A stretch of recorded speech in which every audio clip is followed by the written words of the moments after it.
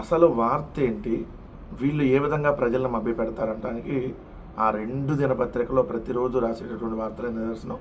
చంద్రబాబు నాయుడు గారు కూడా అలానే ప్రజలు మభ్యపెడతా ఉంటాడు. ఈ దినపత్రికలు కూడా ప్రజలను మభ్యపెడతా ఉంటాయి. ఈరోజు రాసినటువంటి వార్త చూస్తే నిజమా అవునా అని అనుకుంటారు ఎవరైనా కూడా.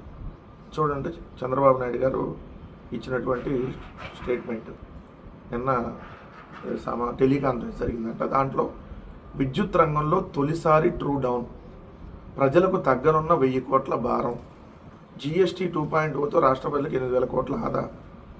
సరే, ఈ జిఎస్టీ దాని మీద మాట్లాడకంటే ముందు విద్యుత్ రంగంలో తొలిసారి ట్రూ డౌన్ అని చెప్పి ఇచ్చారు. అట్లానే ఆంధ్రజ్యోతి చూస్తే సమర్థత అనుభవం ఫలితమే ఛార్జీల తగ్గింపు, విద్యుత్ వ్యవస్థను గాడిని పెట్టాం, 1000 కోట్లు ఆదా చేశాం, తక్కువ ధరకు కరెంటు కొనుగోళ్లు సమర్థ నిర్వహణతోనే సాధ్యమైంది. అంటే కరెంట్ ఛార్జీలని చంద్రబాబు నాయుడు గారి సమర్థతతో, చంద్రబాబు నాయుడు గారి అనుభవంతో తగ్గించేశాడంట.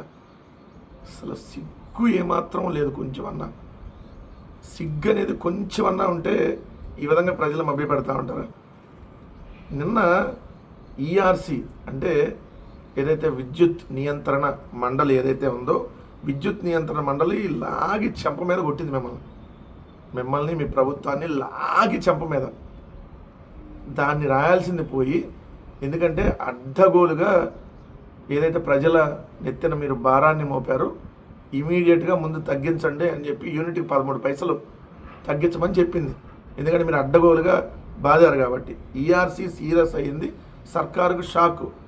ఇది వాస్తవం రాయాల్సినటువంటిది.